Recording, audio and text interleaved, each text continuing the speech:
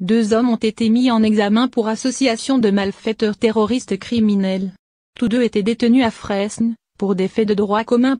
Ils étaient en contact avec d'autres détenus dans différentes prisons. Charles-Henri M. devait être libéré ce mardi, son complice présumé, Maxime Mo, sous une quinzaine de jours. Tous 2 s'apprêtent pourtant à passer de nouvelles nuits derrière les barreaux.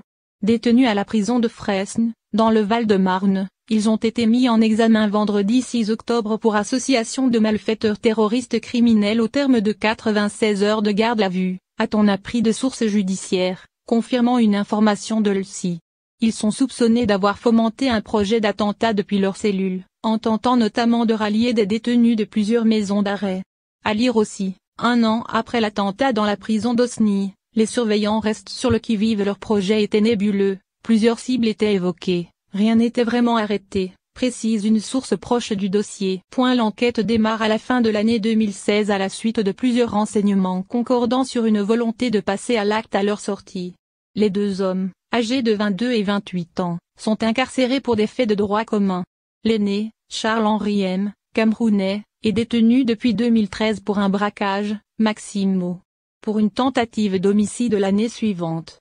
Charles-Henri était un détenu très froid, très calculateur, qui se remémore Cédric Boyer, agent pénitentiaire à Fresnes et secrétaire local de Faux pénitentiaire.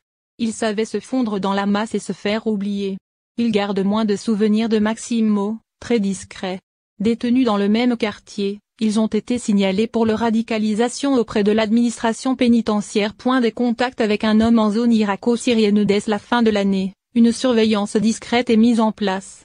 Les services de renseignement interceptent notamment des échanges avec plusieurs détenus dans différentes maisons d'arrêt. Selon une source proche de l'enquête, Charles-Henri M., considéré comme le leader, a également eu des échanges avec un homme en zone irako-syrienne, mais rien n'indique, à l'heure actuelle, qu'il soit le commanditaire du projet, insiste Théon. Lors d'une fouille de leur cellule la semaine dernière, plusieurs documents évoquant la possibilité de monter un groupe de combattants et de cibler, à leur sortie, des policiers ou des surveillants de prison ont été découverts, précise une autre source bien informée.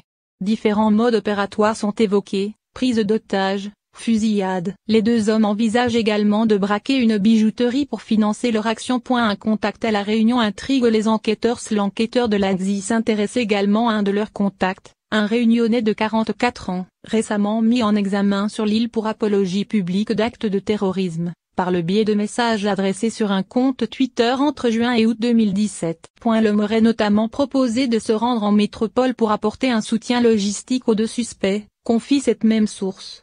Il aurait notamment proposé de leur apporter un logement ou une voiture.